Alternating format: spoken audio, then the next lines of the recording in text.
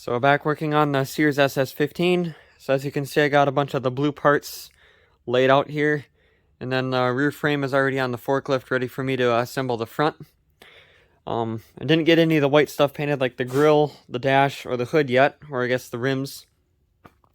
I have another tractor of the same thing. I'm basically just waiting for that stuff so that I can just paint it all at one time. But what I'm going to go ahead and do here is I'm going to get the front frame bolted onto this rear frame with the little side panels. And then I'll come back and I'll give you an update after that and we'll go from there. Okay, so I got the frame put together. I got the front axle with the front tires on just so I can, roll it around once it gets on four wheels. Something I'd recommend doing before you put the transaxle in is to put these two bolts through and have the seat spring bolted to it so you don't have to worry about doing that.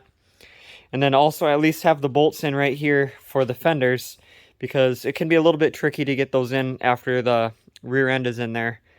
Just a little tip just to make it a little bit easier if you guys are doing the same thing.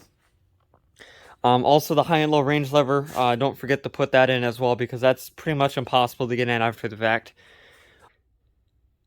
So I'm gonna get the transmission put in here and then probably get it sort of a rolling chassis, and then I'll come back and I'll show you the update progress on it. So I got it a rolling chassis. Really looks ugly with these disgusting gross tires on it, but I'll get to them. Parking brake works, which is always kind of neat because they very rarely work on these. Another thing that happened, if you watched the last video on this when I worked on the engine, I took a grinder, which this was fun, and cut this flywheel down so it actually fits in the shroud. This is a Briggs opposed twin flywheel.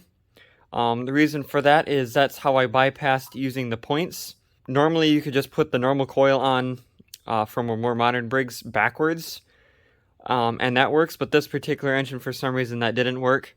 I was getting a little bit of spark and it wasn't timed correctly.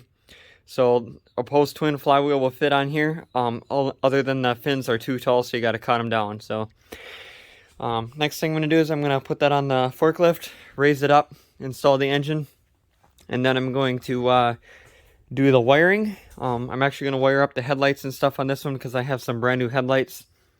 And then I'm going to come back and I'll show you the wiring and kind of explain on how to hook that up, and we'll go from there. Okay, so I got the engine bolted in and the wiring for the most part done. I didn't have a key switch, so I just kind of zip tied the wires. It's going to go to the eventual key switch together for now. But I'm going to look through the stuff I've got again and see if I can find one, otherwise I'll just have to get one. Light switch, but I'm going to start off at the battery and kind of work my way that way. So you got, of course, the ground. I have that hooked to the frame by the solenoid. And then there's another ground that goes and hooks to the engine, so then that way everything is grounded good. There's a positive wire coming from the starter side of the solenoid, and that's going to the starter generator up there. There is no regulator for the charging system. I'm not going to bother hooking that up because I don't really like the way these charging systems with these starter generators work. And this tractor is really just going to get, a battery swapped into it, driven around, and then the battery will be pulled back out and put on a charge again anyway. So it's like, why bother? And then from there, onto the big battery cable side, it comes to a fuse holder. Always put a fuse in because that's the right thing to do. That comes to the key switch. And then when you turn the key on, there's the light part of the key switch. That comes here so you can turn the lights on only if the key switch is on. Then that has a wire that goes to the rear light, and then another wire that goes up to the headlights, which I have a plug here so that if you take the front grille off to get to the carburetor a little bit easier, what have you, you can just unplug it. And then the ground wire is this black one that just hooks to the ground, which is the ground side of the solenoid, and then that's also hooked up to the ground on the frame as well.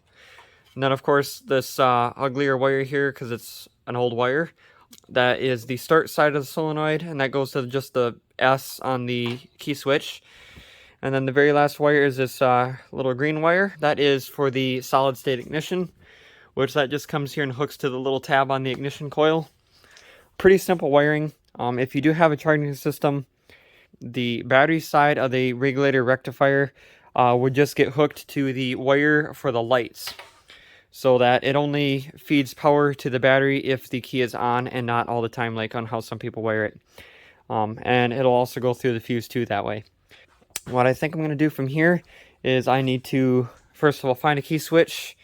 I need to test out the wiring for this backlight. Unfortunately, I got to pull that toolbox back off and then run the wire through underneath there. Find my lens for that light. Probably put the dash on and then the engine shroud. And then we'll go from there. So I didn't get nearly as much done as I was expecting to get done. I did get a seat put on it. I found a key switch for it. And I think that's about it that I did. So my next thing I'm going to do is I'm going to pull the tires off and paint the rims. The rear rims are really crummy. The rear tires don't hold air. So I'm just like, you know what? I'm going to find another set of tires. So I switched a bunch of stuff around between the tractors I have, and I came up with these. Really nice original Sears tires. They do need some sanding before they paint, of course. But this will turn out really nice with those tires on it compared to the kind of nasty ones that it has. Front tires have some cracks, but I mean, you're not going down the highway with it. It's just a garden tractor, so realistically that's fine. But I do have to let some air out of them because they are definitely overinflated. And then something else you probably see here in the background is I finally have my 72 Suburban 12 basically done. So this has been sitting since probably July or August because it doesn't have a front grille. Actually, I would say it didn't have a front grille because it has one now. So I messaged a bunch of people in the Facebook groups. People had the grills, and those people that had them just stopped responding for some reason. And then there's people that, of course, didn't have them, that are the, people a lot of people buy parts from. So I'm like, okay, I don't mind waiting to find the right deal or find somebody I can trust to actually buy a grill from. And long story short, I did end up coming up with one. As you can see, there is one on it. And then there's, of course, the one for the 15. So sadly, I gotta wait until I paint the hood and grill for the 15. Which the reason that's not on there right now is because I don't have any paint for it. Otherwise, I'd be showing you right now a nicely painted hood, but I don't have paint for it. So that is probably going to be it for this video. When I do get these done, which would be probably next week's video, I'm going to probably show you both at the same time because they're both 72s.